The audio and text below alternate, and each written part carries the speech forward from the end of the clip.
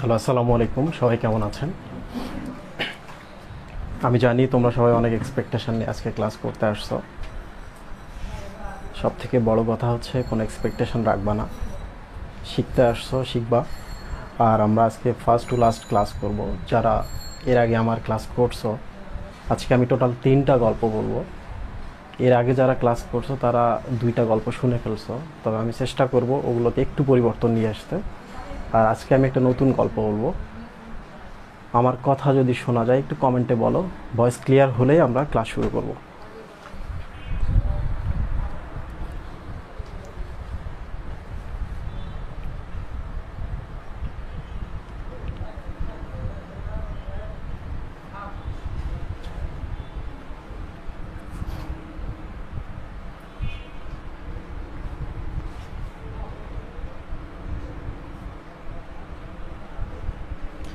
ওকে, ঠিক আছে। আমরা আজকে 3টা গল্প শুনবো। বোটানি থেকে আমরা ট্রাই করব 2টো গল্প বলতে।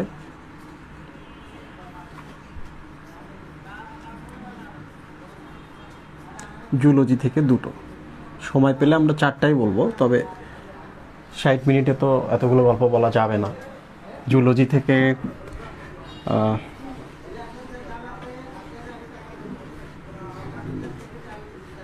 থ্যালামাস এবং মলাস্কা। বোটানি থেকে আমরা শিখব দাঁত রোগ।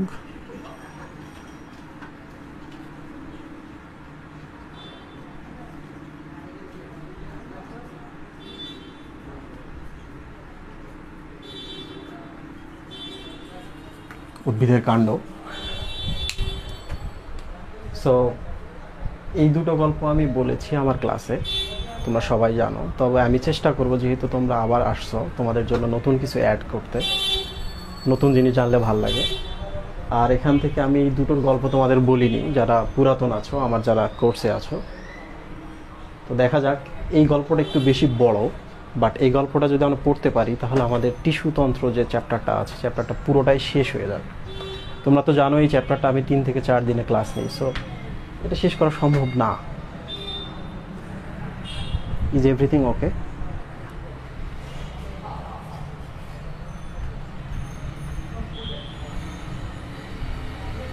আচ্ছা, ঠিক আছে, তাহলে আমরা শুরু করি।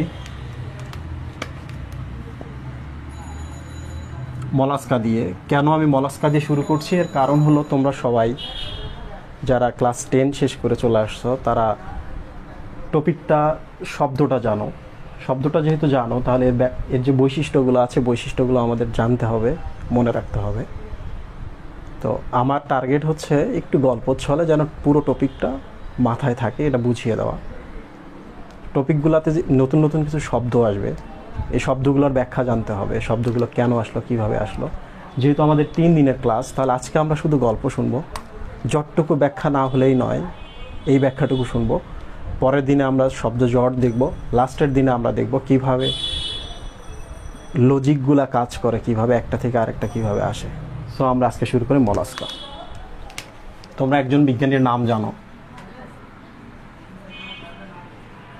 লিনিয়াস। সবাই জানো ক্যারোলাস লিনিয়াস। আর কাজই হচ্ছে সব কিছুর নাম রাখা, নামকরণ করা। তো লিনিয়াস বানানটা দেখো।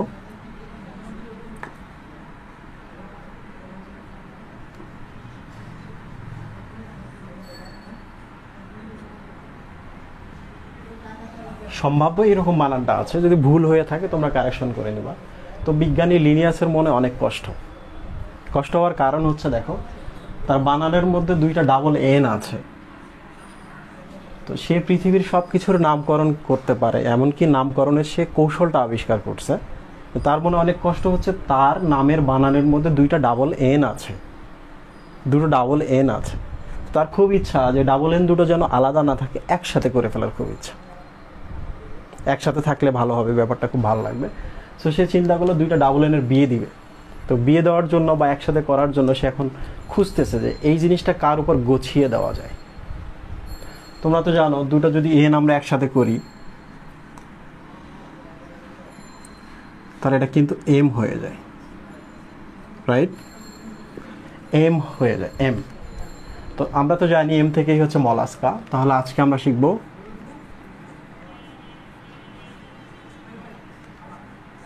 মলাস্কার বৈশিষ্ট্য কীভাবে মনে রাখতে হয়। দেখো, সে এতটাই চতুর, এতটাই বুদ্ধিমান, সে তার নামের ভেতরে যেমন ডাবল এন ছিল, সে এন দুইটাকে এক করে একটা নতুন নাম রাখছে।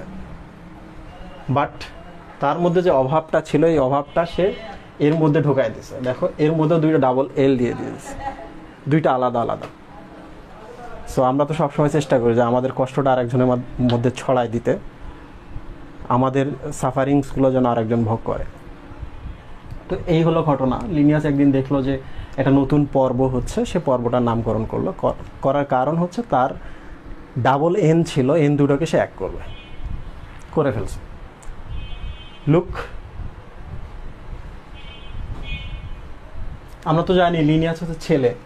তো একজন ছেলে শুধুমাত্র অ্যাট্রাকশন ফিল করে নর্মাল ওয়েতে আরেকজন মেয়ের প্রতি, কখনো ছেলে ছেলের প্রতি বা মেয়ে মেয়ের প্রতি অ্যাট্রাকশন ফিল করবে না। এবং তোমাদের মনে অনেক কিছুই আসতে পারে, সো ওইসব ব্যাপার নিয়ে আমরা আলোচনা করব। লুক, যেহেতু সে ছেলে, তাহলে মলাস্কা হচ্ছে মেয়ে। তোমরা তো জানোই যে মেয়ে মানেই হচ্ছে আমাদের মা। মা মানেই হচ্ছে আমাদের সমস্ত কথা বা চাহিদা সব কিছু আমরা কিন্তু তার উপর গড়ায় দিতে পারি। সে কিন্তু সব কিছু ফিল আপ করে দেয়, কারণ তার মন অনেক নরম। নরমের ইংলিশ হচ্ছে সফট। যেহেতু মলাস্কা থেকে এই ব্যাপারটা চলে আসছে, তাহলে সফট মানেই কিন্তু মলাস্কা।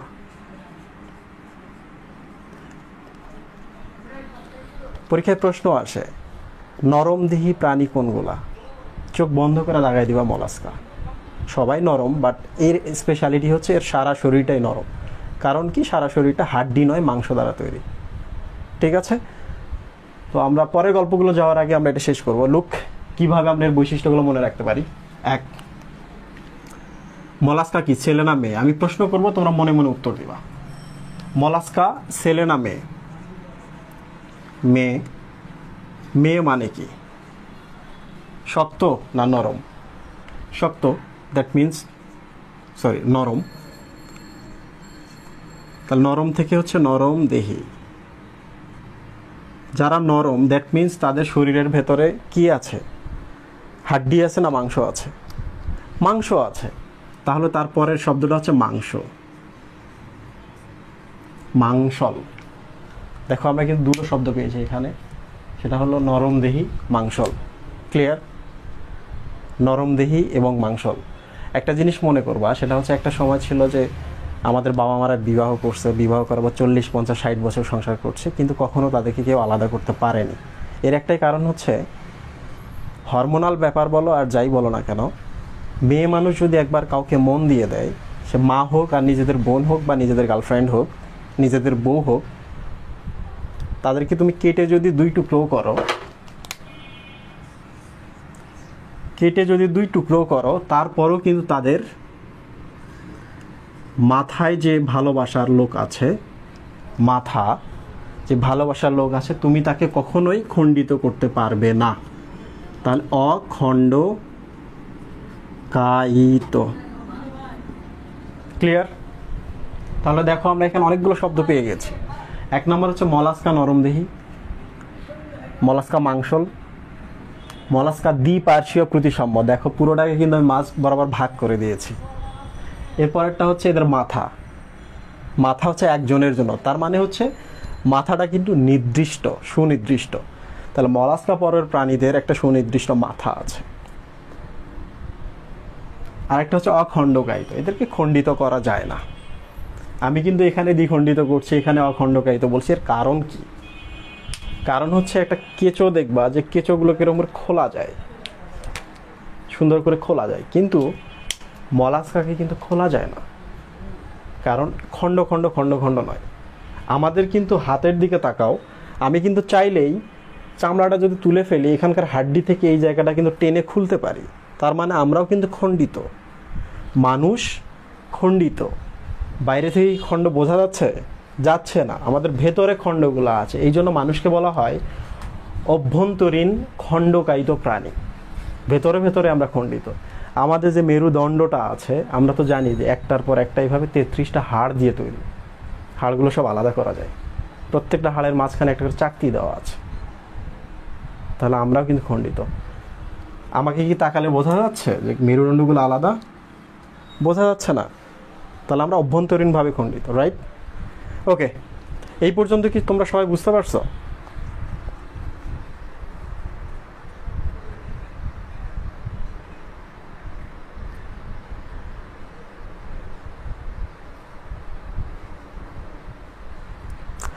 এই পর্যন্ত কি সবাই বুঝতে পারছো? একটু কমেন্টে জানাও। নিজেদের মাঝে কমেন্ট করিও না। নিজেদের মাঝে কমেন্ট করলে যেটা হবে সেটা হলো তুমি নিজেও পড়ছো না, আরেকজনও বুঝতে পারবে না। ঠিক আছে? আমাদের অনেক কমেন্টের দরকার নেই। আমাদের দরকার হচ্ছে বুঝছো কি বুঝছো না, প্রবলেম হচ্ছে কি হচ্ছে না, আমরা সেটা খেয়াল করবো। লুক, এখন সে হচ্ছে অখণ্ডকায়িত। একদিন এক কেঁচো আংটি নিয়ে ঘুরতেছে। আংটি মানে হচ্ছে রিং। তোমরা তো জানোই কেঁচোকে যদি আমরা টুকরো টুকরো করি অনেকগুলো আংটি পাই, রিং পাই। এই জন্যই কিন্তু কেঁচোকে বলা হয় আংটি আকৃতি। মলাস্কার পরের পর্বটা উন্নত, তার পরেরটা আরও উন্নত। তাহলে মলাস্কার পরের পর্ব আছে কেঁচো, এনিলিডা পরের প্রাণী। সে উন্নত, সে ভাবতেছে যে মলাস্কার সামনে গিয়ে আমি যদি আংটি দেখাই মলাস্কা মনে খুব খুশি হবে, মেয়েটা খুব খুশি হবে। সে আংটি নিয়ে গেছে, নিয়ে যাওয়ার পর তাকে বলতেছে আমি তোমার বিয়ে করতে চাই, এই নাও আংটি। মেয়ে কি করবে এখন? তুমি উন্নত হইলে আমি মাইনে নিব? অপরিচিত মানুষ সামনে আসলে আংটি দেখাইলে সে খুশি হয়ে যাবে? যাবে না। মেয়ে মানুষের কিন্তু এই একটা স্বভাব আছে, অপরিচিত মানুষ যত ভালোই হোক যত দামি হোক তারা কিন্তু হ্যাঁ বলে না। তাহলে সে কি করবে? না বলবে। এখন তার তো মুখ নাই যে মুখ দিয়ে সে কথা বলবে, তাহলে সে না কিভাবে বলবে সুফি ভাই? জিব্বা। জিব্বা দেখানো মানে কি? টাইম নেই, সে এখন জিব্বা দেখাচ্ছে।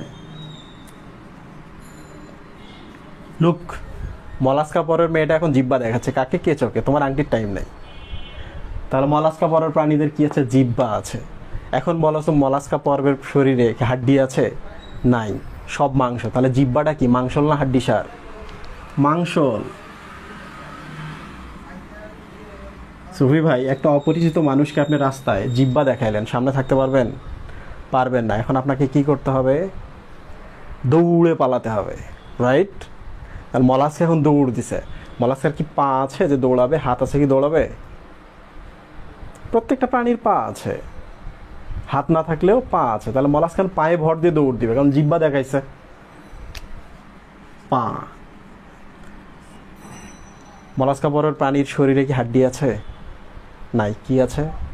মাংস। তাহলে পাটা কি হবে? এটাও মাংস। পুরোটা আমি আরেকবার বলি তোমাদের, তোমরা কি আমার কথা বুঝতে পারতেছো?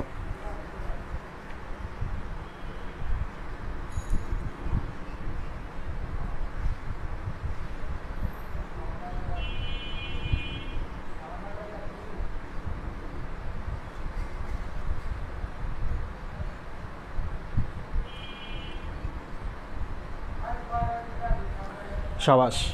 তো এখন যদি আমি তোমাদের জিজ্ঞেস করি, তোমরা একটু কমেন্টে লেখো তো, মলাস্কা পরের প্রাণীদের শরীর নরম না শক্ত? মলাস্কা পরের প্রাণীদের পা মাংসল না হাড্ডিসার? মলাস্কা পরের প্রাণীদের জিব্বা মাংসল না হাড্ডিসার? কমেন্টের মধ্যে লেখো। আমরা এরপরে চলে যাই, যত দূর শেষ করছি এরপরে। তাহলে সে পায়ে ভর দিয়ে দৌড়ে পালালো, কারণ কিন্তু সে জিব্বা দেখাইছে, রাইট? এখন কথা হচ্ছে, এই টাইপের মেয়ে যাকে একটা অপরিচিত মানুষে আংটি দিচ্ছে, সে সুন্দর না অসুন্দর? অবশ্যই সুন্দর। তো এখন কেউ যদি সুন্দর হয়, ফ্যামিলিরা কিন্তু খুব টেনশনে থাকে, বলে কি তুমি একটু সেফ থাকো, তুমি একটু সাবধানে থাকো। আরও যদি ফ্যামিলি অন্যভাবে ভাবে তাহলে বলে তুমি একটু পর্দা করো। তাহলে মলাস্কা পরের প্রাণীদের কি আছে? পর্দা আছে। তাহলে পর্দা কি বাইরের আবরণ না ভেতরের আবরণ? বাইরের একটা আবরণ। এখন বলেন তো, পর্দা লোহা দিয়ে কি বর্ম বানানো না পাতলা কাপড় দিয়ে বানানো? তাহলে পর্দাটা কেমন হবে? পাতলা, রাইট? কার চোখ থেকে বাঁচার জন্য সে পর্দাটা পড়ছে? ছেলে না মেয়ে? ছেলে। ছেলে মানে কি ম্যান না উইম্যান? ম্যান। তাহলে ম্যানদের চোখ থেকে বাঁচার জন্য সে পর্দা পড়েছে। ম্যানদের চোখ থেকে বাঁচার জন্য যে পর্দা পড়ে তার নাম হচ্ছে ম্যান্টল। এই প্রশ্নটা আসে মেডিকেল অ্যাডমিশনে। সেটা হচ্ছে মলাস্কা পরের প্রাণীদের শরীরের বাইরে যে আবরণটা আছে, আবরণের নাম কি? ম্যান্টল। এখন যদি তোমাদের প্রশ্ন করে যে একটা শামুক মানে মলাস্কা, শামুকের শরীরের বাইরে যে আবরণটা আছে এটা শক্ত না নরম? শক্ত না নরম? শক্ত। কিন্তু আমি কিছুক্ষণ আগে বলছি পাতলা। আরে ঠিক আছে, ঠিক নাই। তো এখন কি হয়, তোমরা তো জানো গরমের সময় আমরা যদি বেশি করে কাপড় পরি, পর্দা পরি, স্বাভাবিকভাবে আমাদের একটু গরম লাগবে। যদি গরম লাগে আমাদের শরীরে ঘাম হবে, ধুলোবালি তো আছে আর ঘাম। ঘাম মানে কি? লবণ নাকি? লবণ। সোডিয়াম ক্লোরাইড, ক্যালসিয়াম কার্বনেট, বিভিন্ন টাইপের লবণ হয়। ধরা যাক এই লবণটা আছে ক্যালসিয়াম কার্বনেট। বলো তো ক্যালসিয়াম কার্বনেট মানে কি? চুন। এখন বলো তো ম্যান্টলটার উপরে কি জমতে পারে? পর্দার উপরে কি জমতে পারে? ঘাম। ঘাম মানে লবণ, লবণ মানে হচ্ছে ক্যালসিয়াম কার্বনেটের লবণ, মানে চুন। তাহলে একটা পাতলা পর্দার উপরে যদি চুন জমতে থাকে, ঘাম জমতে থাকে, ধুলোবালি আসলে কাদা হবে না? একটা সময় শক্ত হয়ে যাবে না? তাহলে একটা সময় এটা শক্ত হয়ে যায়, তখন কি সেটাকে আমরা পর্দা বলতে পারি, না খোলক বললে ভাল লাগবে? খোলক। তাহলে এখন বলা যায় মলাস্কা পরের প্রাণীদের শরীরে একটা পাতলা পর্দা আছে, নাম হচ্ছে ম্যান্টল। ম্যান্টলটার উপর ক্যালসিয়াম কার্বনেট বা চুন যদি আস্তরিত হয়, আস্তরণ জমে, তাহলে এটা একসময় শক্ত খোলকে পরিণত হয়। রাইট? কোথায় আছে এখন এই মেয়েটা বা মলাস্কা? দৌড়ের উপরে আছে। দৌড়াইতে দৌড়াইতে দৌড়াইতে দৌড়াইতে সে চলে গেছে কোথায়? আমি একটু মিশাই দিই এইদিকে।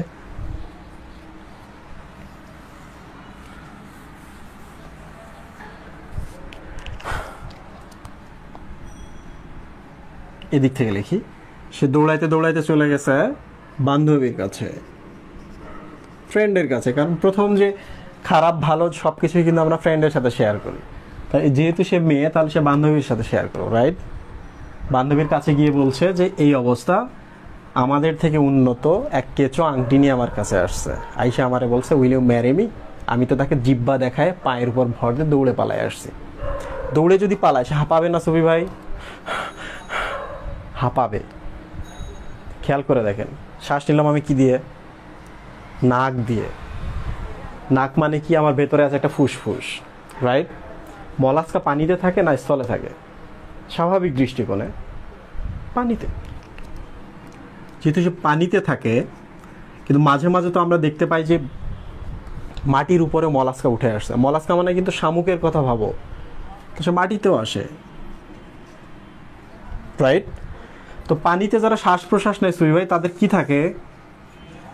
ফুলকা। আমি কিন্তু তোমাদেরও প্রশ্ন করতেছি যারা লাইভে আছো, তোমরা যদি এগুলোর আনসার দিতে পারো তাহলে নিশ্চিত থাকো মলাস্কা সম্পর্কে তোমাকে কখনোই পড়তে হবে না। ফুলকা। এরপরের প্রশ্ন, যেহেতু সে মাটিতেও থাকে, তাহলে আমরা মাটিতে থাকি, আমরা কি দিয়ে শ্বাস নেই? ফুসফুস। তাহলে এখন যদি আমি জিজ্ঞেস করি মলাস্কা পরের প্রাণীরা শ্বাস নেয় বা শ্বসন অঙ্গ কি কি? ফুলকা এবং ফুসফুস। এখন আর একটা জিনিস খেয়াল করো, সে পর্দা করে, মুখের উপর একটা নেকাব আছে, নেকাব। যদি শ্বাস নিচ্ছে তাহলে নেকাবটা ওঠানামা করবে না সুই ভাই? তার মানে শ্বাস প্রশ্বাসে কিন্তু নেকাবটাও অংশ নিচ্ছে। নেকাব মানে কি? পর্দা। পর্দা মানে কি? পুরুষের চোখ থেকে বাঁচার জন্য যে পর্দাটা করেছে সেটার নাম কি? ম্যান্টল। তাহলে ম্যান্টলটাও কিন্তু দেখো শ্বাস প্রশ্বাসে অংশ নিচ্ছে। রাইট? তাহলে আমি এটাও লিখতে পারি ম্যান্টল। তাহলে এই তিনটা জিনিস মলাস্কা পর্বের বা শামুকের শ্বসনে অংশ নেয়। ঠিক আছে? কোথায় গেছে সে? বান্ধবীর কাছে গেছে। এবার বান্ধবীর কাছে গিয়ে বলছে এই অবস্থা, আংটি নিয়ে আসছে কেঁচো, আমি তাকে না করে জিব্বা দেখে পালায় আসছি। বান্ধবী বলতেছে খুব ভালো করছিস। কেউ আসলো আংটি দেখালো আর অমনি রাজি হয়ে যেতে হবে? দেখুন, তোমরা তো জানোই যে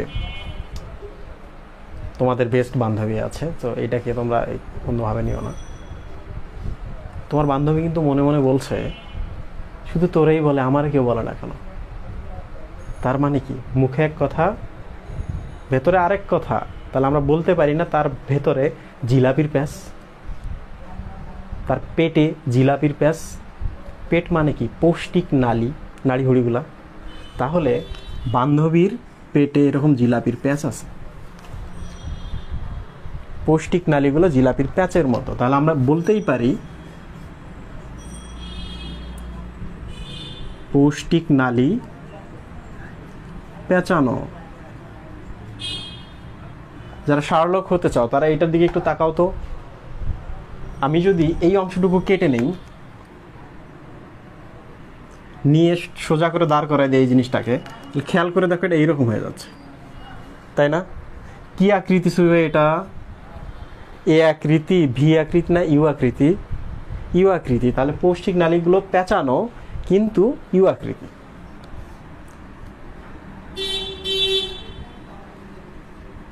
দেখো আমি কিন্তু তোমাদের শেখাচ্ছি কিভাবে গল্পে গল্পে মনে রাখতে হয়। আমরা যখন এই টপিকটা শেষ করব, তুমি বই খুঁজেও একটা লাইন খুঁজে পাবে না যে এটা আমরা মিস করে গেছি। বাট আমি যদি তোমাকে মলাস্কা নিয়ে কোশ্চেন করে এই গল্পটা শেষে, দেখবো সব প্রশ্নের আনসার দিতে পারছো। ঠিক আছে, এই অবস্থা ছবি ভাই। তাহলে এখন মেয়ে কোথায় যাবে? বান্ধবীর যদি পেটে জিলাপির প্যাঁচ থাকে, মেয়ে যাবে এখন, আমরা গল্পটাই পর্যন্ত পড়েছি, বাবার কাছে। প্রত্যেকটা মেয়েই বাবার কাছে। চাকরানী না রাজকন্যা? রাজকন্যা। রাজকন্যা মানে কি, রাস্তার মেয়ে না অভিজাত? অভিজাত। অভিজাত মানে কি, আমাদের মতো লাল রক্ত নাকি নীল রক্ত? নীল রক্ত। যারা অভিজাত তাদেরকে বলা হয় নীল রক্তের মানুষ। তাহলে এই রক্তগুলো হচ্ছে নীল।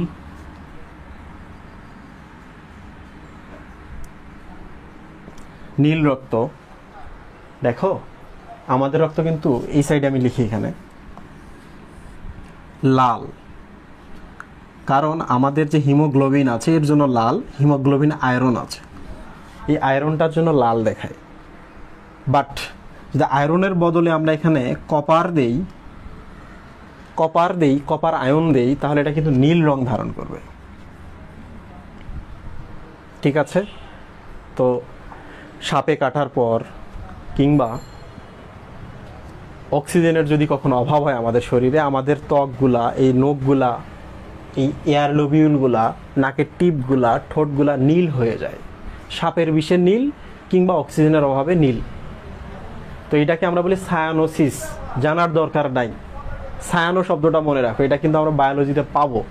তাহলে কিন্তু নীল রক্ত হয়ে গেলে একে আমরা কিন্তু আর হিমোগ্লোবিন বলতে পারছি না, তখন আমরা একে বলবো হিমোসায়ানিন। কপার আয়ন থাকার জন্য নীল, এটাকে বলা হয় সায়ানিন। সায়ানিন মানেই হচ্ছে নীলাভ। ক্লিয়ার? আচ্ছা সুবি, আমরা একটু জটিলভাবে ভাবি। সেটা হলো, তাহলে এদের রক্তে কি থাকে? হিমোসায়ানিন। হিমো এরিথ্রিন বলে আরেকটা শব্দ আছে, ওটা লাল। তাহলে মাঝে মাঝে কিন্তু শামুক কাটলে লাল রক্ত বের হয়, ওটা আমরা আপাতত পড়বো না। বাবার কাছে আসছে, এবার বাবা কি বলবে তাকে? সুবি ভাই, বাবা বললো, মা তুমি একটু সাবধানে ঘরে থাকো, বাইরে কম বের হওয়া। বলছে কি বাইরে বের হবা না, পাকাটা দিব? বলছে? এটা কি বলছে? ঘরে থাকো, বাইরে কম বের হওয়া। তার মানে কিন্তু বন্দি করে রাখে নাই, মুক্ত করে দিছে, কিন্তু পুরোপুরি মুক্ত করে নাই। বাসায় থাকো বেশি। তার মানে সে কি অর্ধমুক্ত না পূর্ণমুক্ত? অর্ধমুক্ত। মলাস্কাদের রক্ত সংবহন যেটা আছে এটাকে বলা হয় অর্ধমুক্ত। খুব ইম্পর্টেন্ট কথা, মেডিকেল এডমিশনে এটা বারবার আসে। এই যে এখান থেকে জিব্বাটা বারবার আসে, এই মেন্টাল শব্দটা বারবার আসে। লাস্ট মেডিকেল এডমিশনে এখান থেকে এসেছিল, জিব্বা থেকে প্রশ্ন এসেছিল। আচ্ছা, আমরা গল্পের একবারে শেষ মুহূর্তে চলে গেছি। সেটা হলো, মেয়েটা এখন কোথায় আছে? ঘরে। ঘরে মানে কি, গর্ত না বাইরে? গর্ত, তাহলে সে গর্তে থাকে। মাঝে মাঝে আমরা বাইরে দেখতে পাই না সুবি ভাই, তাহলে স্থলজ বা ডাঙা। শামুককে কিন্তু আমরা সমুদ্রেও দেখতে পাই, তাহলে লবণাক্ত পানিতে থাকে। মাঝে মাঝে কিন্তু আমরা শামুককে দেখতে পাই আমাদের নদীতে, তার মানে স্বাদু পানিতেও থাকে। তার মানে গর্ত, ডাঙা, লবণাক্ত, স্বাদু, যে পানির কথাই ভাবো না কেন, মলাস্কা পরের প্রাণী সব জায়গায় পাওয়া যায়। তোমরা কি সবাই আমার কথা বুঝতে পারছো? একটু কমেন্টে বলো তো।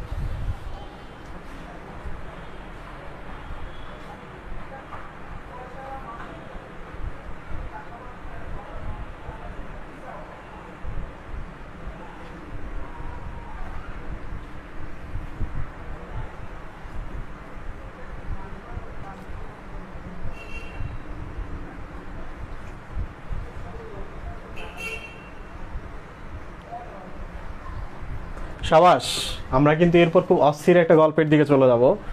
এটাও কিন্তু অনেক অস্থির একটা গল্প, নিজের কথা নিজে বলতেছি, পার্ডন মি।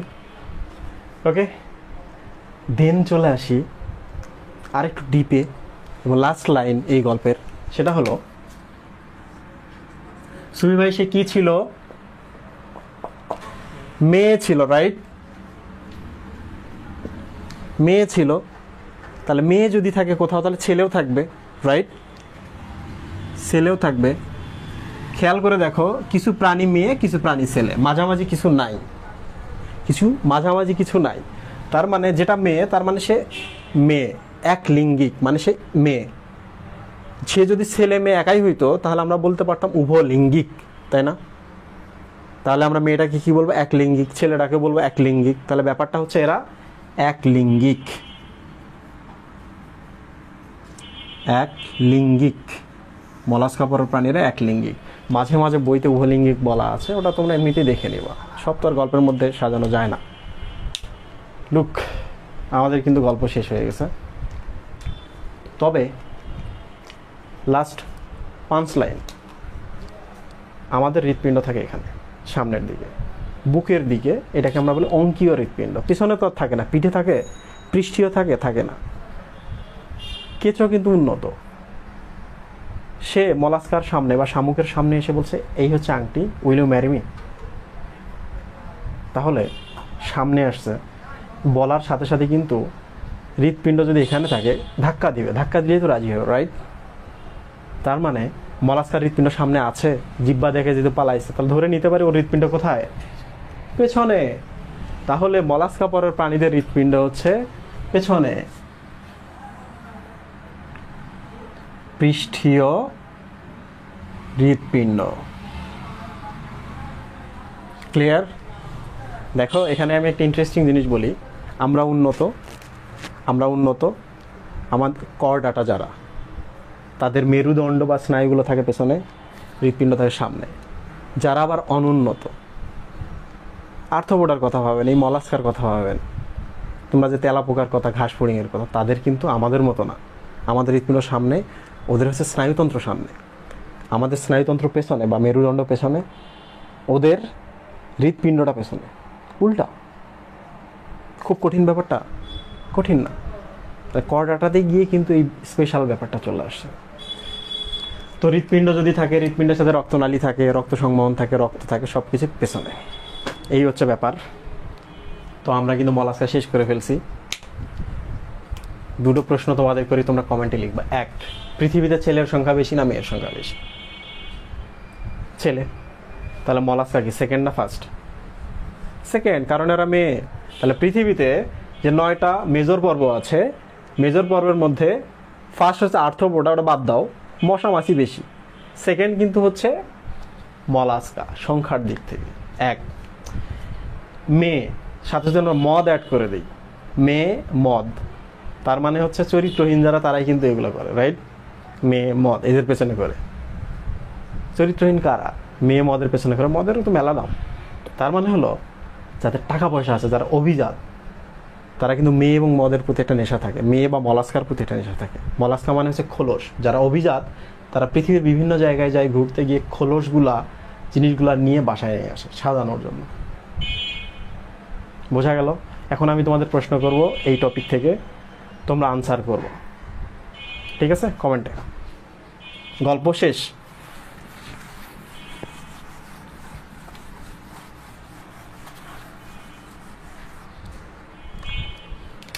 প্রশ্ন 1,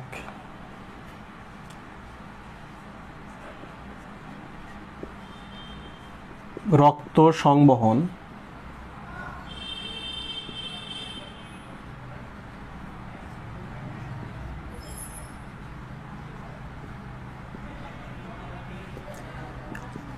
অপশন হচ্ছে মুক্ত, বদ্ধ, অর্ধমুক্ত।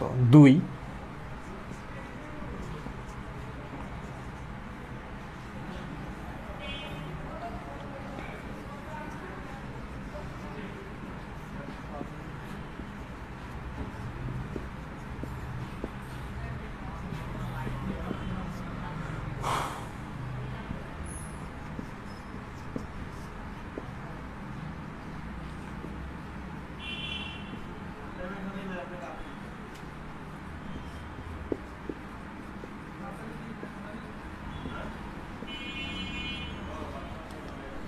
রক্তে হিমোগ্লোবিন থাকে না হিমোসায়ানিন থাকে? এরা লিঙ্গ একলিঙ্গিক না উভলিঙ্গিক? রক্ত সংবহন তন্ত্র মুক্ত, বদ্ধ না অর্ধমুক্ত? 3টা প্রশ্নের আনসার করব, আমি কমেন্ট চেক করব, ঠিক আছে?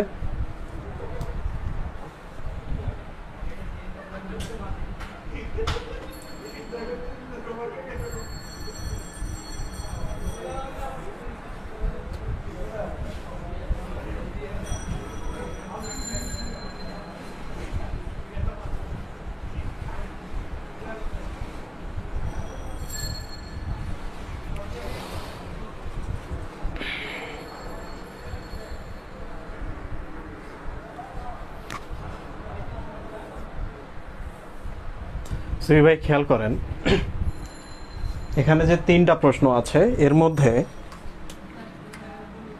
এই প্রশ্ন মেডিকেল অ্যাডমিশন টেস্টে আসে। তার মানে এই 2টা প্রশ্ন সাথে আরো 2টা প্রশ্ন আছে। আমি কিন্তু বলেছিলাম পর্দা, নাম হচ্ছে ম্যানটল, আরেকটা হচ্ছে জিব্বা, এটার নাম এখনো বলিনি, একটু পরে বলছি। এটার নাম হচ্ছে রেতি জিব্বা।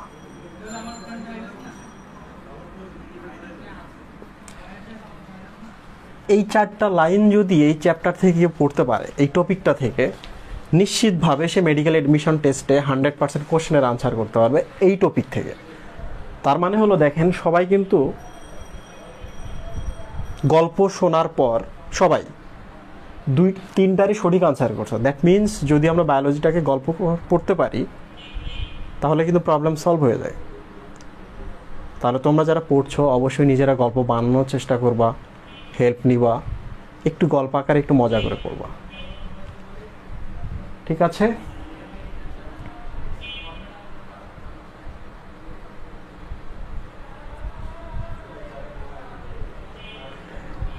সবাই সঠিক আনসার করছে। লুক, এবার কিন্তু মেডিকেল এডমিশন টেস্টে এটা এসেছিল যে মলাস্কা বা শামুকের যে জিহ্বাটা আছে, জিহ্বাটার নাম কি? জিহ্বাটার নাম আছে রেডুলা বা রেতি জিহ্বা। অনেকের মনে প্রশ্ন আসে, রেতি জিহ্বা মানে কি? তোমরা তো জানোই যে তোমাদের বাসায় আম্মুরা বটি দিয়ে, ছুরি দিয়ে সবজি কাটে, রাইট?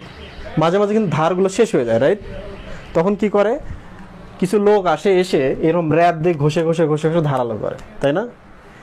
এই জিনিসটার নাম তো র্যাত, যেটাতে ধারালো করছে। র্যাত থেকে আসে রেতি, তাহলে ওদের জিহ্বাগুলো হচ্ছে রেতি। বোঝা গেল? মানে জিহ্বাগুলো র্যাতের মতো একটু অমসৃণ। তার মানে সে যদি চায় কোনো একটা খাবারে চেটে চেটে সে ক্ষয় করে দিতে পারবে। বোঝা গেল? ইন্টারেস্টিং না? এখান থেকে রেডি বা রেডুলা শব্দটা আসছে, ঠিক আছে? সবার আনসার রাইট ছিল, সবাইকে অনেক ধন্যবাদ। আমরা এখন নেক্সট গল্পে চলে যাব। তার আগে তোমাদের যদি কোশ্চেন থাকে এই টপিকে, একটু কোশ্চেন লেখো, দেন আমি কথা বলবো, ঠিক আছে?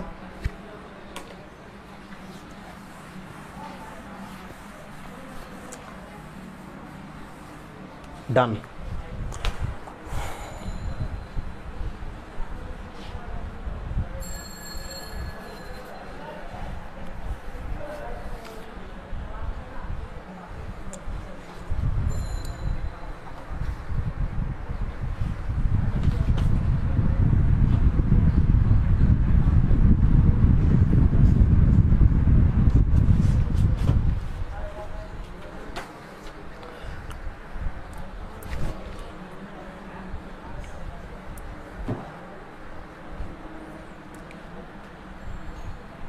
হ্যাঁ, মলাস্কা ছেলে হতে পারে, মেয়ে হতে পারে, আবার কিছু মলাস্কা আছে একই সাথে দুইটাই হতে পারে। এর কারণটা তোমাদের বলি।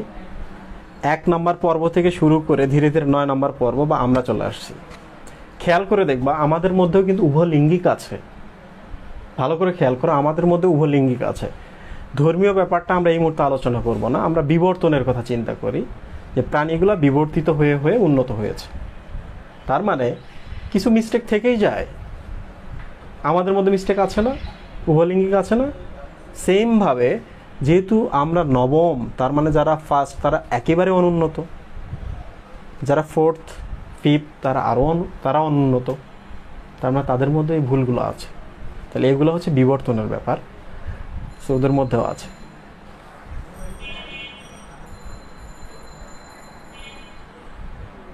ডরসাল আর ভেন্ট্রাল হার্ট এবং সার্কুলেশনটা ডিফারেন্স। আমি এর আগে বলেছিলাম, দেখো আমরা যদি কাউকে বলি আমরা জিতে গেছি, তার মানে আমরা ভি চিহ্ন দেখাই। ভি ভি মানে হচ্ছে ভেন্ট্রাল।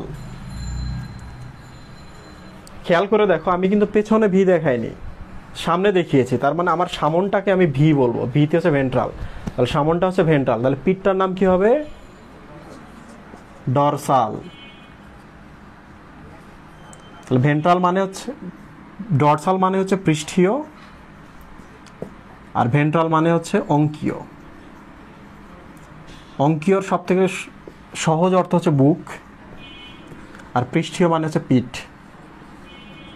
শুধু এই ভি চিহ্নটা দ্বারা মনে রাখবা, ভি সামনে দেখাইলাম তার মানে আমার সামনেটা নির্দেশ করছে, ভিতে ভেন্ট্রাল বা বুক, ডরসাল বা পিঠ। ক্লিয়ার?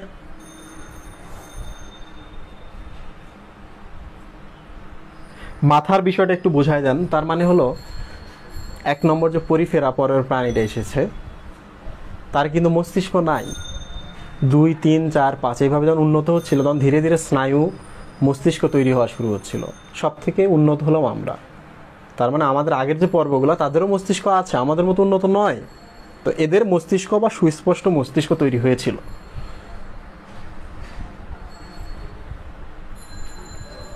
আচ্ছা দেখো, আমরা 3টা ক্লাস করব। আজকে গল্প শুনবো, আগামীকালকে আমরা শব্দ জট বিশ্লেষণ করব।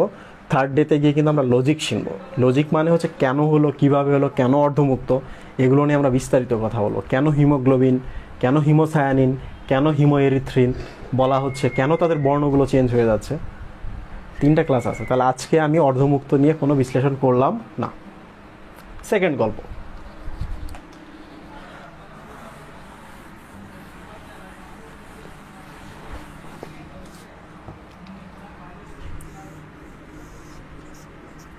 থ্যালামাস। তোমরা কি সবাই আমার কথা শুনতে পাচ্ছ? এটা হচ্ছে আমাদের ব্রেন।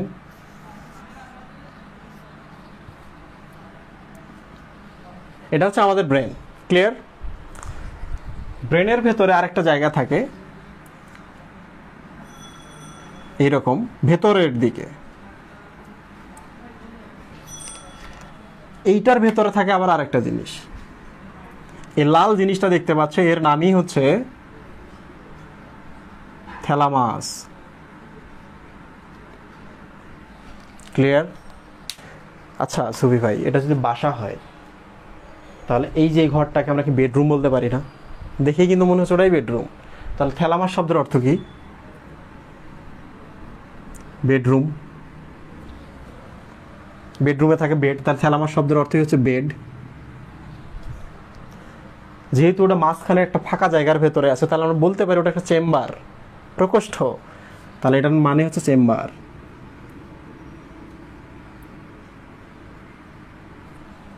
রাইট? বোঝা গেল? তো থ্যালামাস শব্দের অর্থ কি? চেম্বার বা প্রকোষ্ঠ, কিংবা, কারণ থ্যালামাস বা এই জায়গাটা মস্তিষ্কের একটা অংশ, এটা থাকে হচ্ছে একবারে ভেতরের দিকে। এই জন্য এটাকে থ্যালামাস মানে, থ্যালামাস মানে হচ্ছে চেম্বার, মানে একটা প্রকোষ্ঠের ভেতরে থাকে বলে ওরই নাম প্রকোষ্ঠ। যেহেতু পুরো বাড়ির একটা স্পেশাল জায়গায় আছে, তার মানে ওটাই হচ্ছে মাস্টার বেডরুম বা বেডরুম। তাহলে ওটা হচ্ছে বেডরুম। বেডরুম থেকে বেডও হয়। তা থ্যালামাস শব্দের অর্থ কি? এইটা। এখন দেখো, তোমাদের বয়স হচ্ছে 17, 18, 19। তোমরা কিন্তু মাঝে মাঝে খুব ভালো কাজ করো, মাঝে মাঝে খুব ভুল করো, তোমাদের বাবা মারা কষ্ট পায়। কষ্ট পাওয়ার পর তারা কিন্তু এই বিষয়টা নিয়ে আলোচনা করে কোথায়, তারা যখন ঘুমোতে যায় তখন, যে মেয়েটার এই চিন্তা করতেছে বা মেয়েটা শুকায় যাচ্ছে, কাহিনী কি, মেয়েটা কি কষ্টে আছে, ছেলেটা হঠাৎ করে ঠোঁট কালো হয়ে যাচ্ছে, ছেলেটা কি সিগারেট খাচ্ছে। তার মানে যে ইমোশনাল সেন্সের ব্যাপারগুলো, সেন্স, বাবা মা যে ব্যথা পাচ্ছে,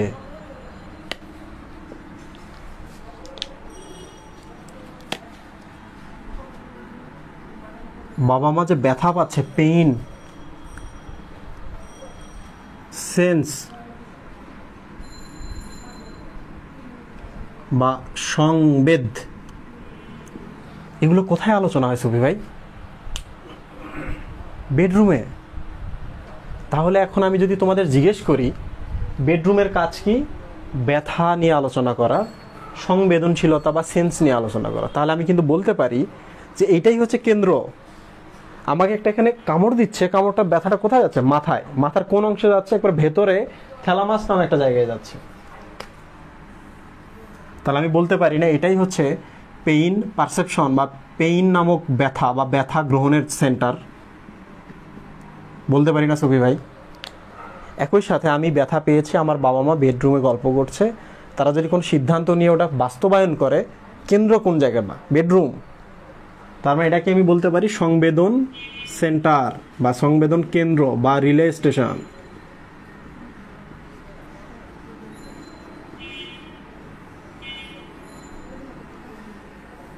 রিলে স্টেশন মানে কি? গাইবান্ধায় বসে তুমি একটা রেডিওর গান শুনছো, রংপুর থেকে এটা প্রচার করা, ঢাকা থেকে প্রচার করা হচ্ছে, রংপুরে আগে অ্যান্টেনায় যাচ্ছে, অ্যান্টেনা থেকে গাইবান্ধায় পাঠা দিচ্ছে। তার মানে তুমি একটা ভুল কাজ করছো, ভুলের ব্যথাটা এখানে আসতেছে, এখান থেকে সে তোমার বিয়ে দিয়ে দিচ্ছে। তাহলে কেন্দ্র কোনটা? এইটা। রিলে স্টেশন কোনটা? এইটা। মাঝখানে এটা রিলা হয়ে গেল, রাইট? এটা দিয়ে গেল।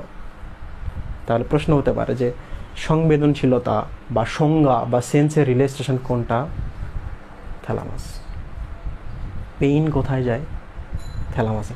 তোমরা কি সবাই বুঝতে পারতেছো না আমি এমনি বকবক করে যাচ্ছি?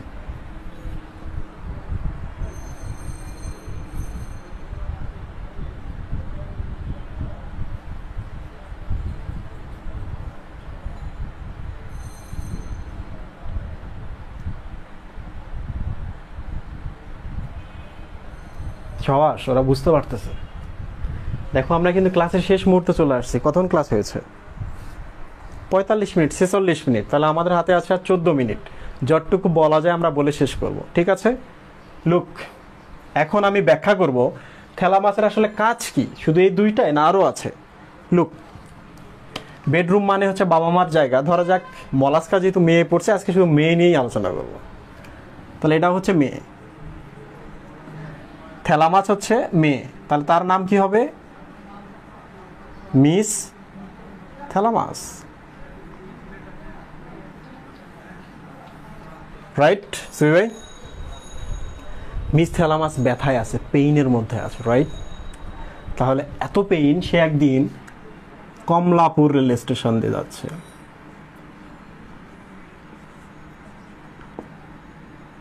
রেল স্টেশন দিয়ে কোথাও যাচ্ছিল, হঠাৎ করে মাথা ঘুরে সংজ্ঞা বা সেন্স হারিয়ে পড়ে গেছে, সংজ্ঞা হারিয়ে পড়ে গেল।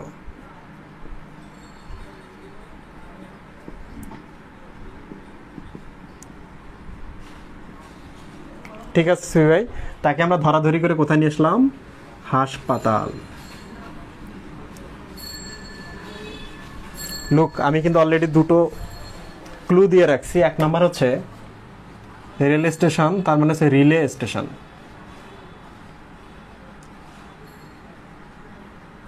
দুই, সংজ্ঞা হারিয়ে পড়েছে মানে সেন্স হারিয়ে পড়েছে, তার মানে এটা হচ্ছে সংজ্ঞাবহ, মানে যারা সেন্স নিয়ে যায় সেই সকল স্নায়ুর রিলে স্টেশন। বোঝা গেল সুবি ভাই? কোথায় আছে এখন সে? মিস থ্যালামাস হসপিটালে আছে। হসপিটালে তুমি একজন ডাক্তার, তোমরা যারা লাইভ দেখছো তোমরা সবাই একজন ডাক্তার। তোমরা কি করলা? এই অজ্ঞান মিস থ্যালামাসের রিপোর্ট করা শুরু করলা, টেস্ট পাঠাই দিলা ডায়াগনস্টিক সেন্টারে, টেস্টের রিপোর্ট চলে আসছে, আসার পর রিপোর্ট দেখে তোমার মাথা খারাপ হয়ে গেছে, কারণ তার অভ্যন্তরীণ যত অঙ্গ আছে সব ড্যামেজ, মানে ক্যান্সার থাকলে শরীরের ভেতরে বা অভ্যন্তরীণ যত অঙ্গ আছে সব ড্যামেজ হয়ে গেছে, ছড়াই গেছে ক্যান্সার, রাইট? এখন কি হবে? সে যখন ঘুম থেকে উঠবে, তুমি তাকে যখন বলবা আপনার এই অবস্থা, ভেতরে ভেতরে ছড়াই গেছে, মিস থ্যালামাস কেমন হাসবে, কাঁদবে, রাইট? হাসা, কান্না, ছোটাছুটি করা, এগুলোকে বলে অ্যাটিটিউড, রাইট? অ্যাটিটিউড মানে হচ্ছে ব্যক্তিত্ব। তাহলে তার আগের হাসি খুশির যে ব্যক্তিত্বটা ওটা থাকলো সুফি ভাই? থাকলো না। এক। দুই নম্বর হচ্ছে থ্যালামাসের কাছে যদি এখন আত্মীয় স্বজন আসে, আগে সে আত্মীয় স্বজনদের সাথে খুব ভালো করে আলোচনা করতো, কথা বলতো, আড্ডা দিত, খাওয়াইতো, এখন খাওয়াইতে পারবে? তাহলে সে সামাজিকতার ব্যাপারগুলো আর মেনটেন করতে পারছে না। তাহলে সামাজিকতা পারছে না আর মেনটেন করতে। ঠিক আছে, তাহলে আমরা আরও কি স্পেশাল ইনফরমেশন পেলাম, সেটা হলো থ্যালামাস রিলে স্টেশন হিসেবে কাজ করে, কার সংজ্ঞাবহ বা সেন্স নিয়ে আসে যে সকল স্নায়ু।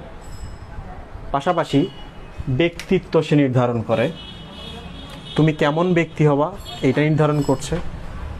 দুই, সামাজিকতা সে নির্ধারণ করছে। তোমাদের মনে হয় লাইভে অনেক শব্দ আসে, বাইরে গলিতে গাড়ি ঘোড়া যাচ্ছে, এই শব্দটা আসতেছে, এটা ওমিট করো। তোমরা কি আমার গল্প বুঝতে পারতেছো? শেষ করবো না, এখানে শেষ করে দেবো।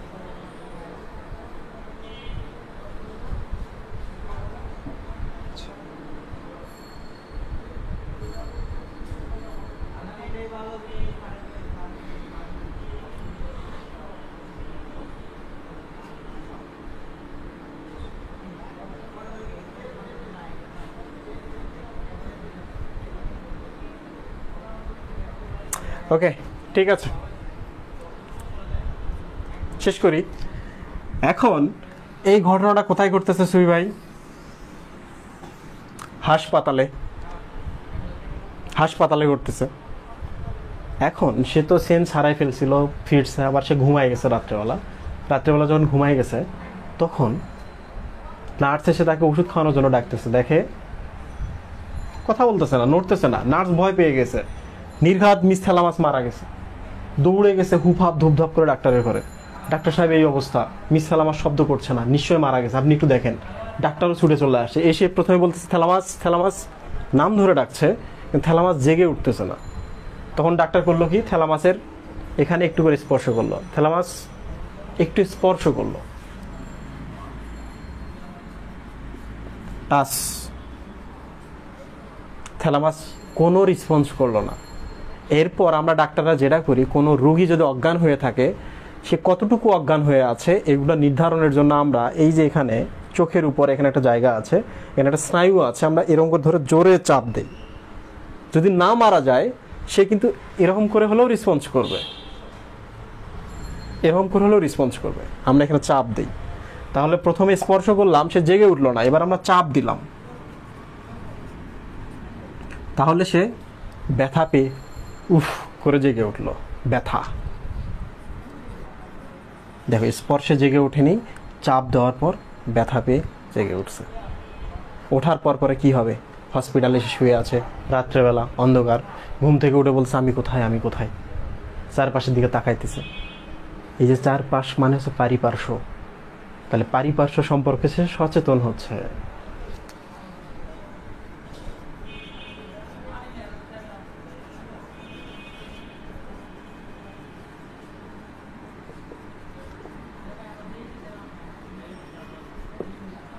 পারিপার্শ্ব সম্পর্কে সচেতন হয়ে যাওয়া। তো আমি কিন্তু গল্পটা শেষ করেছি, ছোট্ট করে আমি পুরোটা একবারে বলি, এরপর আমি কোশ্চেন করব।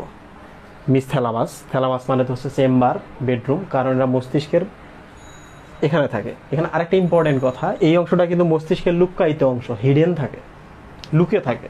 তো বেডরুম তো লুকানোই থাকে, রাইট? বেডরুমের ব্যাপার স্যাপার তো লুকানো, রাইট? শেষ। তাহলে এখানে পেইন নিয়ে কথা বলা হয়, এখানে বাবা মা কি কষ্ট পাচ্ছে, কি ফিল করতেছে, এগুলো নিয়ে কথা বলা হয়। তাহলে এটাই হচ্ছে পেইনের রিলেস্টেশন, মানে এখানে পেইন বোঝা যায়, এখানেই সংবেদনশীলতা রিলে হয়। শেষ। মিস থ্যালামাস কমলাপুর রেল স্টেশনে, তারপরে রিলে স্টেশন, অজ্ঞান হয়ে পড়ে গেছে, সংজ্ঞা হারিয়ে পড়ে গেছে, তার মানে সংজ্ঞাবহ স্নায়ু রিলে স্টেশন। হসপিটালে নিয়ে এসছো, টেস্ট করছো, দেখো সব শেষ, শরীরের ভেতরে যত অঙ্গ ছিল। তাহলে অভ্যন্তরীণ অঙ্গের নিয়ন্ত্রণ করে কে? থ্যালামাস। এই অংশটুকু আমাদের পাকস্থলী, আমাদের লিভার কতটুকু কাজ করে, কিভাবে কাজ করে, এগুলো ভেতরের অঙ্গ না? কে নিয়ন্ত্রণ করতেছে? থ্যালামাস। দেন রিপোর্ট দেখানোর পর সে কাঁদছে মানে অ্যাটিটিউড বা ব্যক্তিত্ব, তাহলে তার ব্যক্তিত্ব নিয়ন্ত্রণ করছে থ্যালামাস। এরপর সে আগের আর সামাজিকতা ধরে রাখতে পারছে না, কারণ সে তো অসুস্থ, তাহলে সামাজিকতাকে নিয়ন্ত্রণ করছে থ্যালামাস। এরপর সে রাত্রেবেলা ঘুমায় গেল, ওই যে নার্স ওষুধ দিতে আসছে, ওষুধ খায়নি, ভাবছে মারা গেছে, ডাক্তারের কাছে গেছে, ডাক্তার ছুটে এসে প্রথমে স্পর্শ করছে, জাগেনি, তারপর চাপ দিছে, ব্যথা পেয়ে জেগে উঠছে। স্পর্শ, চাপ, ব্যথা কে নিয়ন্ত্রণ করে? থ্যালামাস। ঘুম থেকে উঠেই বলবে আমি কোথায়, আমি কোথায়। পারিপার্শ্ব সম্পর্কে সচেতন হতে চেষ্টা করা, তাহলে পারিপার্শ্ব সম্পর্কে ধারণা দেয় হচ্ছে থ্যালামাস। তাহলে তুমি যদি ঘুমাও, তুমি যদি কোনো একটা নতুন জায়গা যাও, চারপাশ দেখে তুমি একটু সিদ্ধান্ত নিচ্ছ, ডান বাম পূর্ব পশ্চিম, কে নিয়ন্ত্রণ করছে? থ্যালামাস। আমি কিন্তু শেষ করেছি। অনেকের মনে প্রশ্ন হতে পারে যে থ্যালামাসে যে ক্যান্সার হলো, এখন তার কি অবস্থা? এই টিফিনে না জানা গেলেও পরে যে টিফিন এডিশন আসবে সেখানে জানা যাবে কি অবস্থা। ঠিক আছে, আমি এখন তোমাদের প্রশ্ন করব।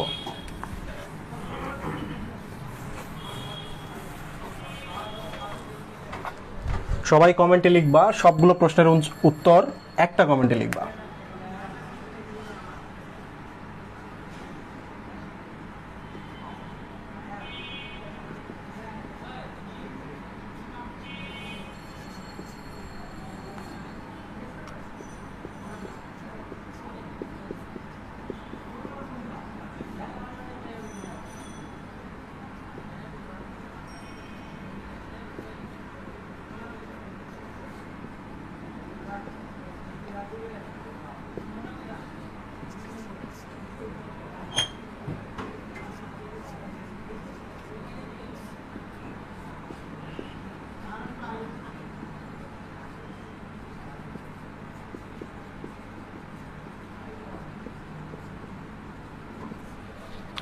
প্রশ্ন হচ্ছে থ্যালামাস শব্দের অর্থ কি? এক।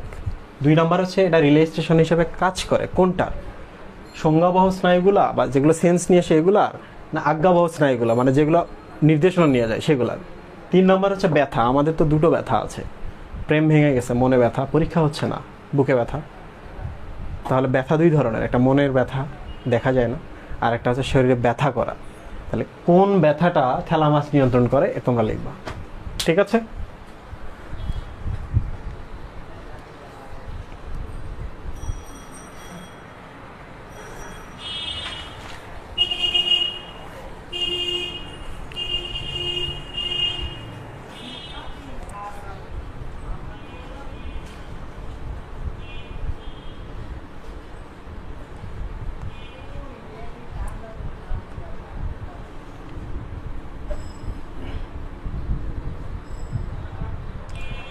ছাপ্পান্ন বাজে।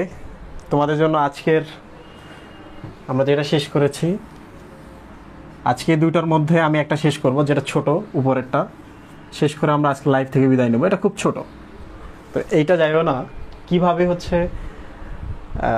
কোনো একটা রোগের লক্ষণগুলো মনে রাখতে হয় গল্প আকারে, এটা আমি আজকে বলে দেবো। খুব ইম্পর্টেন্ট এটা, ছত্রাক থেকে এই প্রশ্নটা তোমাদের আসে।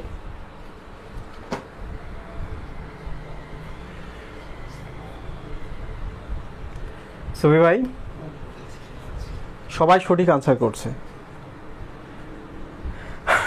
আচ্ছা, শার্লক শব্দটা আমি কেন দিয়েছি গ্রুপে, আমি এইটা ছোট্ট করে ব্যাখ্যা করি। অনেক আগে আমি একবার বলেছিলাম যে শার্লক হোমসে রবার্ট অগাস্ট ম্যাগনেসান বলে একটা চরিত্র আছে, এই চরিত্রের সাথে শার্লক হোমসের একবার কলিশন হয়। তো কোনোভাবে শার্লক হোমস তাকে পরাজিত করতে পারছিল না। ম্যাগনেসান যিনি, উনি হচ্ছে ইংল্যান্ডের বড় বড় যারা নেতা নেত্রী, যারা পাওয়ারফুল, তাদেরকে ব্ল্যাকমেইল করছিল যে আপনার এইরকম একটা চিঠি আছে, চিঠিটা আমার কাছে আছে, আপনি কিছু করলেই আমি এটা পাবলিক করে দেব। তার মানে আপনি আর প্রধানমন্ত্রী থাকতে পারবেন না, আপনি আর পুলিশের প্রধান থাকতে পারবেন না, সবাই ভয় পেত। তো শার্লক হোমসের কাছে আসে এটা। তো শার্লক হোমস তার পিছে লাগে, সে কেমনে এটা চিঠিগুলো কালেক্ট করছে। তো শার্লক হোমস যেহেতু ট্যালেন্টেড, পাশাপাশি ও যেহেতু ভিলেন, তো ভিলেন শার্লক হোমসকে ডাকে, তুমি আমার বাসায় চলে আসো, দেখবা আমি কিভাবে কি করি। একটা হচ্ছে চুক্তি হয় এদের মধ্যে। শার্লক হোমসের বড় ভাই, তার একটা ল্যাপটপ আছে, এই ল্যাপটপের মধ্যে স্বরাষ্ট্র মন্ত্রণালয়ের সব কিছুই আছে তথ্য, এইটা যেন ভিলেনকে দেয়। বিনিময়ে ভিলেন তাকে দেখাবে কিভাবে আমি আমার ইনফরমেশনগুলো কালেক্ট করছি, কিভাবে সেভ করে রাখি, কিভাবে আমি ব্ল্যাকমেইল করি। শার্লক হোমস গেল, তার ভাইয়ের ল্যাপটপ দিল, দেওয়ার পর তাকে বলে এই যে বাসা, আসো, এই যে একটা রুম। শার্লক হোমস এসে দেখে রুমের মধ্যে কিচ্ছু না, একটা চেয়ার।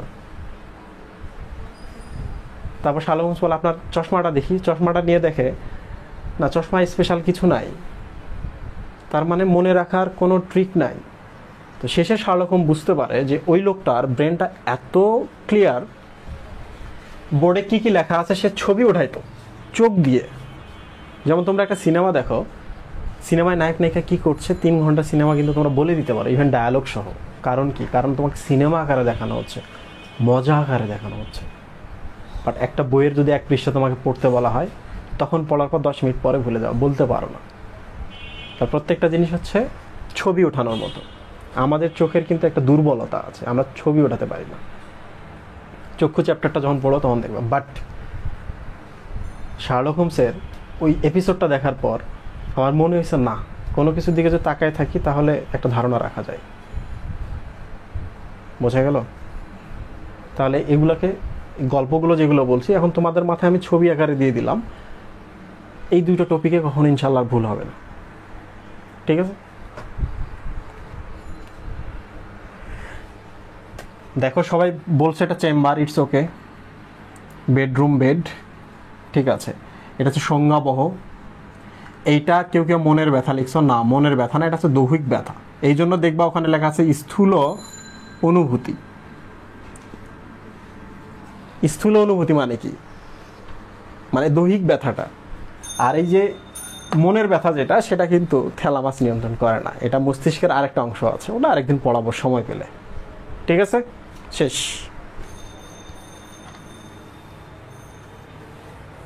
তোমরা লাস্ট গল্পটা শুনতে কারা কারা চাও, আমি এটা বলে আজকে লাইভ থেকে বিদায় নেব, একটু কমেন্টে জানাও।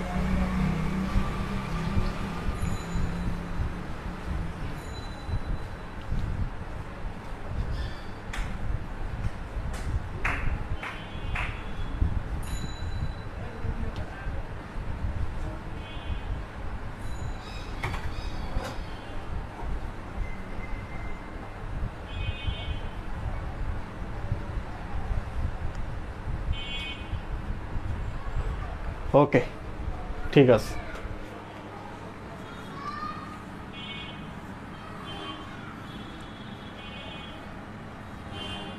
এটা হচ্ছে তোমার হাত। আমরা এখন কি পড়তেছি? দাঁত রোগ। এটা হচ্ছে তোমার হাত। ছত্রাকগুলো তো এরকম,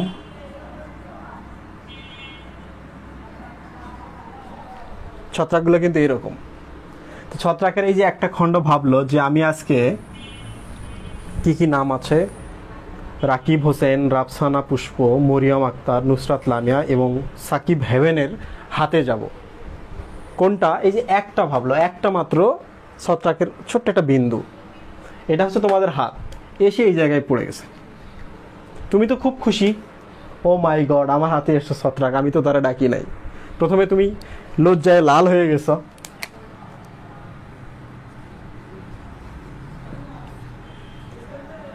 তোমার হাতে যেহেতু একটা ছত্রাক আছে, তুমি লজ্জায় লাল। আমরা কিন্তু লজ্জা পেলে কিন্তু এরকম ফুলে যাই, তাহলে ফুলে গেছো। আরেকটা জিনিস হচ্ছে, যদি হাতে আসছে তাহলে একটু চুলকাচ্ছে, চুলকাতে যেহেতু আরাম, লজ্জায় লাল হয়ে ফুলে একটু করে চুলকাচ্ছ।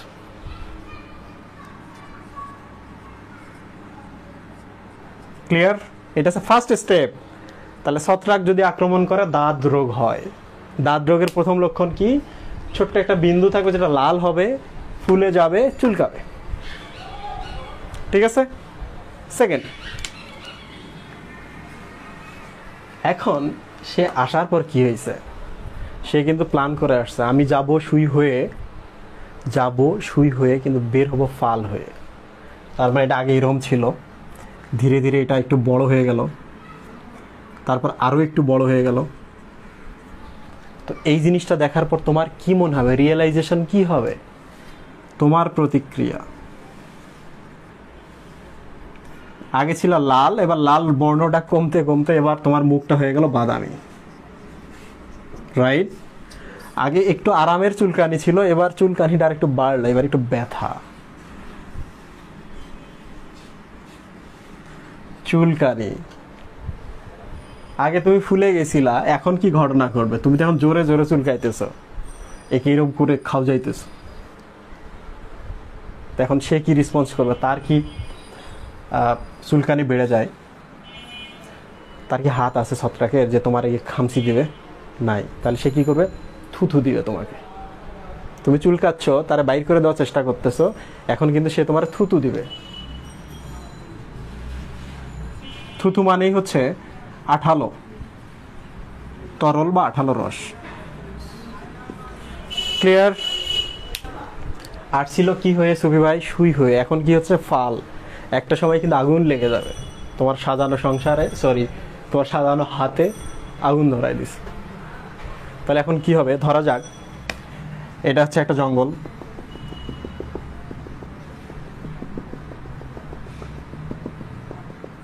জঙ্গলে যদি আগুন লাগে এই জায়গায়, তাহলে আগুনটা কি হবে? ধীরে ধীরে বাড়তে শুরু করবে। এখান থেকে বাড়লো, এতটুকু হয়ে গেল, মাঝখানের গাছগুলা কি খাওয়া শেষ? আরো একটু বাড়বে আগুনটা, এইরকম। ক্লিয়ার? খেয়াল করে দেখো, মাঝখানে কিন্তু গাছগুলো আগুনে পুড়ে শেষ, মানে এখন সে আগুন হয়ে গেছে, কিন্তু শুয়ে ঢুকছে ফাল হয়ে, দেন আগুন হয়ে গেছে। তো এখন দেখো মাঝখানে কিন্তু গাছটাই, মাঝখানে কিন্তু আগুনও নাই। তাহলে এখন ছত্রাকটা ধীরে ধীরে বাড়বে।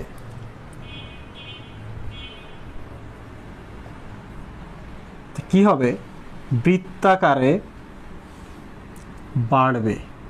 তুমি তার চুলকাইছো, এখন সে বৃত্তাকারে বাড়া শুরু করছে। 2 বৃত্তাকারে যদি বাড়ে মানে আগুনের মতো, তাহলে মাঝখানে গাছগুলো আগে মরে গেছিল না সুফি ভাই? একটা জঙ্গলে যে আগুন লাগে, পরবর্তীতে গিয়ে কি জঙ্গলে আমরা গাছ লাগাই না, ওই পোড়া গাছগুলো থেকে আবার ধীরে ধীরে গাছ গজায়।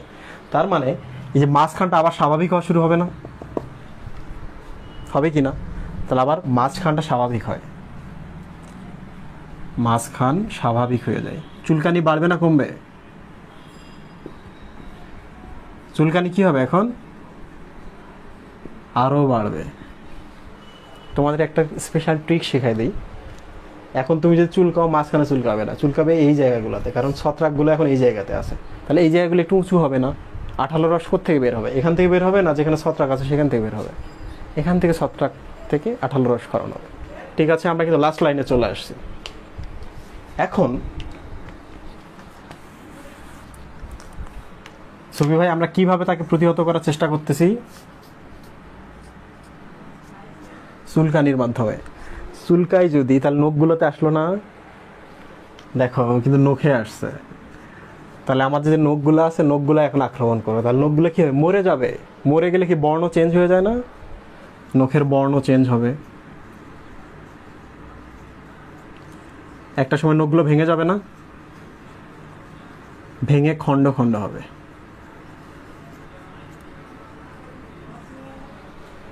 ওকে, আমরা এখন দাঁত রোগ করছি, নখ পর্যন্ত সে গেছে, মাথাও মাঝে মাঝে চুলকায়, আমরা তো মাথা চুলকাবো। আগুন এখন কোথায়? মাথায়। মাথায় যদি আগুন লাগে, চুল আর থাকবে? চুল পড়ে যাওয়া শুরু হবে। তাহলে মাথায় গেলে চুল পড়ে যাবে।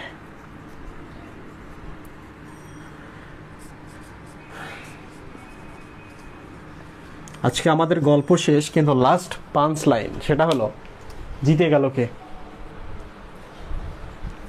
তামিমের মা। জিতে গেল ছত্রাক। ছত্রাক এখন এই অবস্থা। হেরে গেলাম আমরা, তাহলে আমরা 0, রাইট? খেয়াল করে দেখো, ছত্রাকের আক্রমণটা শেষে এরকম বৃত্তাকার হয়, আংটির মতো হয় বা রিং আকৃতি হয়, রিং। এই জন্যই কিন্তু এটাকে বলা হয় রিং ওয়ার্ম। রিং কেন? কারণ এটা বৃত্তাকার আংটির মতো। ওয়ার্ম মানে হচ্ছে পরজীবী। আমরা তো জানি যে ছত্রাকগুলা পরজীবীর মতো আমাদের দেহ থেকে খাচ্ছে, এই জন্য এটাকে বলা হয় পরজীবী, যদিও এটা কিন্তু ওয়ার্ম না, কৃমি না। ক্লিয়ার? তাহলে আমাদের গল্প শেষ, আজকের ক্লাস শেষ। তারপর আমি একবার বলি, প্রথমে একটা পয়েন্টে আক্রমণ করবে, লাল হবে, ফুলে যাবে, চুলকাবে। দেন ধীরে ধীরে বাড়বে, তুমি যে চুলকা আঠালো রস ক্ষরণ হবে, চুলকানিও বাড়বে। বর্ণটা হচ্ছে বাদামি, মানে এখানে আইস তৈরি হবে, আইসগুলো বাদামি হবে। লুক এদিকে সবাই। তারপর যখন বৃদ্ধি পেতে পেতে এটা বৃত্তের মতো বাড়বে, মাঝখানটা ভালো হয়ে যাবে। এখন তোমরা বলো তো, কমেন্টের মধ্যে আনসার দাও যে ছত্রাক কি এমন করছিল যে এখন সে বাড়তেছে, মাঝখানটা আবার আগের মতো ভালো হয়ে যেতেছে, এইরকম বর্ণ আবার ফিরে পাচ্ছে। প্রথমে লাল ছিল, পরে বাদামি হয়েছে, আবার আগের মতো ত্বক কেন আমরা মাঝখানে পাচ্ছি? কমেন্টের মধ্যে আনসার দাও তোমরা।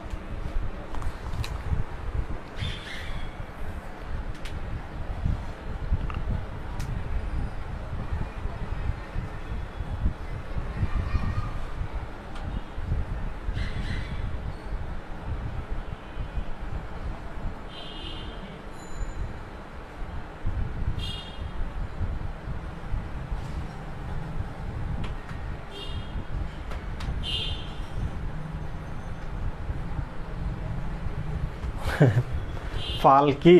সুই তো সরু, লাঙলের যে ফলাটা আছে যেটা মাটি ভাগ করে যায়, এটাকে ফাল বলা হয়।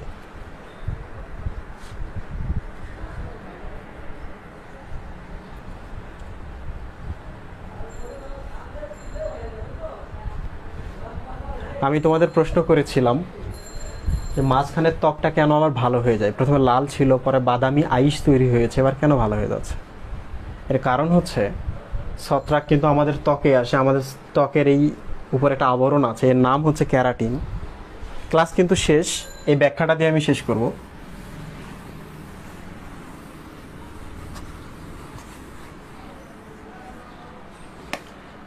আবরণের নাম হচ্ছে ক্যারাটিন। ক্যারাটিন হচ্ছে একটা শক্ত আবরণ, ত্বকের উপরে থাকে। শক্ত বলে এটাকে আমরা বলি শক্ত বা হার্ড বা হর্নি। তোমরা তো হর্নি শব্দ শুনে অনেক কিছুই ভাবো, সেক্সি শব্দ শুনে অনেক কিছু ভাবো। হর্নি, সেক্সি দুইটা মানেই হচ্ছে শক্ত। তাহলে আমাদের যে ত্বকের উপর একটা লেয়ার আছে ক্যারাটিন, এটাকে বলে হর্নি স্তর, শক্ত স্তর। ছত্রাকের খুব প্রিয় খাবার এটা। তা আমাদের এই ত্বকের যে বর্ণটা দেখতে পাচ্ছ, অনেক কারণ আছে, তার মধ্যে একটা কারণ হচ্ছে ক্যারাটিন থাকার জন্য। ছত্রাক যখন এই ক্যারাটিনগুলো খায়, প্রথমে অ্যালার্জি হয় বলে লাল, কারণ একটা অন্য জায়গার জিনিস আসছে, অ্যালার্জি, লাল। বাড়া শুরু করে তখন ওই জায়গায় ধীরে ধীরে পেল হওয়া শুরু করে, মানে কি আগের ক্যারাটিনগুলো খাওয়া শেষ, এই জন্য এখন হচ্ছে বাদামি আইস। ধীরে ধীরে যখন ছত্রাকগুলো সব এই জায়গায়, তখন মাঝখানটা ওকে আবার আগের মতো হয়ে গেছে, তাহলে ক্যারাটিন আবার তৈরি হয়। তো ক্যারাটিনগুলো আবার ফিরে আসছে বলে বর্ণটা আবার স্বাভাবিক হয়ে গেছে। এই হচ্ছে ঘটনা। তো আমি তোমাদের 3টা প্রশ্ন করবো, দেন আমরা ক্লাস থেকে লিভ নেব।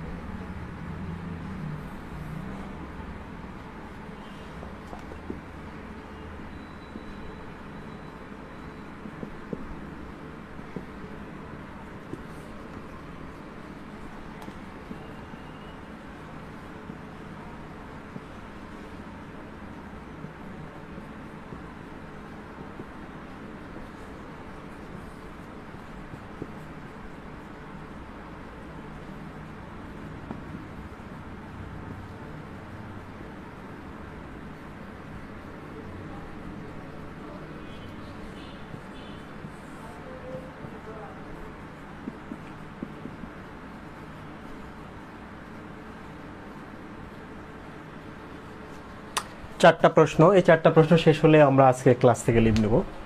1 নম্বর হচ্ছে আক্রমণ যখন করে, প্রথমটা আসে, তখন কি বর্ণ হয় আক্রান্ত স্থানের? কিছুক্ষণ পর ওখানে যে আইসটা হয়, এটার কি বর্ণ হয়? যখন বৃত্তটা বড় হয়, বৃত্তের মাঝখানের ত্বকটা আবার কেমন হয়ে যায়? 4 নাম্বারটা হচ্ছে কেন এটাকে রিং ওয়ার্ম বলা হয়, ছত্রাকের আক্রমণকে কেন রিং ওয়ার্ম বলা হয়।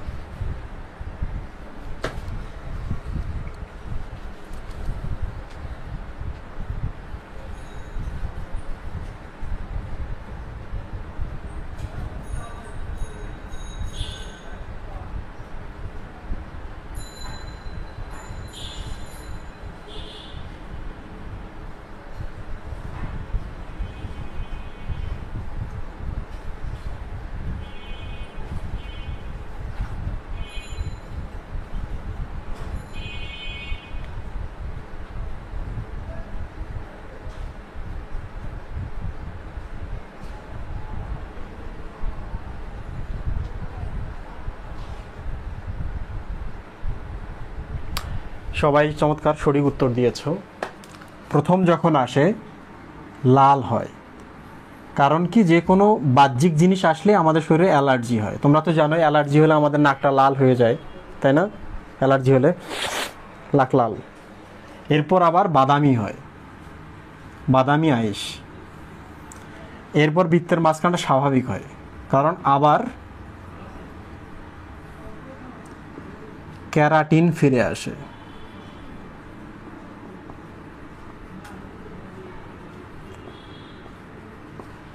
রিংওয়ার্ম কেন বলা হয় আমি আরেকবার বলি ক্লাস শেষের আগে। রিং মানে হচ্ছে আংটি, খেয়াল করে দেখো মাঝখানটা কিন্তু নাই, বৃত্তাকার হলে কিন্তু এরকম হইতো। রিং মানে হচ্ছে আংটি, তার মানে মাঝখানটা ফাঁকা। তাহলে ছত্রাক যদি কোথাও আক্রমণ করে এইরকম মাঝখানটা স্বাভাবিক, শুধু এই জায়গাগুলোতে ছত্রাক থাকবে। ঠিক আছে, তাহলে আমি যে ছত্রাক পরীক্ষাও করতে চাই এখান থেকে নিয়ে, তাহলে আমি এখান থেকে একটু খামচে তুলে নেব, নিয়ে পরীক্ষা করব। ঠিক আছে, যেহেতু রিং, এই কারণে ওয়ার্ম মানে হচ্ছে পরজীবী, কৃমি।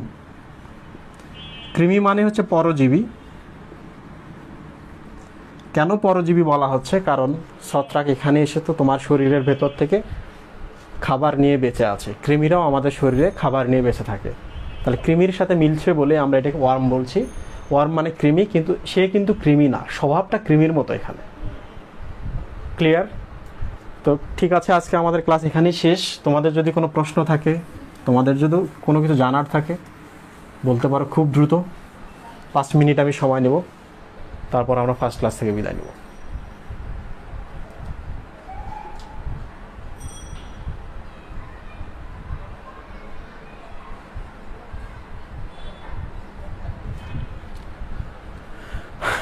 দেখো আমি কিন্তু অনেক কমেন্ট, অনেক লাইক এগুলো দেখে কিন্তু কখনোই মুগ্ধ হই না। কারণ হচ্ছে আমি আমার জীবনে অনেক কমেন্ট, অনেক লাইক পেয়েছি। অনেক কমেন্ট, অনেক লাইক বিক্রি করে চাল ডাল বাজার করেছি।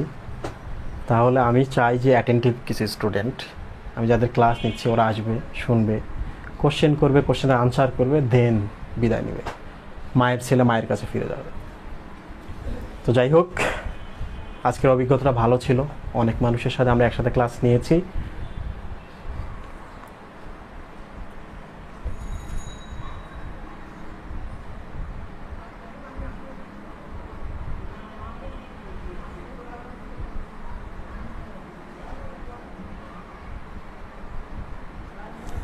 তোমরা কি চাও পরের দুটো ক্লাস আমি কন্টিনিউ করি? আমি কন্টিনিউ করব, তবে একটা অনুরোধ, কমেন্টের মধ্যে এই যে মজা চলে এগুলো আমি না হলেও চলে, তোমরা আসো, ক্লাস করো, কোশ্চেন করো, আনসার শোনো, তারপর চলে যাও। বায়োলজি অসাধারণ একটা সাবজেক্ট। আজকে তো আমি শুধু গল্প পড়াইছি, কিন্তু আমি যখন ব্যাখ্যা করা শুরু করব তখন তোমারই মনে হবে যে হিউম্যান বডি এত মজার, প্রত্যেকটা জিনিস ব্যাখ্যেয়। ফিজিক্স, কেমিস্ট্রি, ম্যাথ বলো, ওখানে যেমন এক লাইন পড়লে পরের লাইনটা আসে, উপরের লাইন থেকে তো পরের লাইন আসে।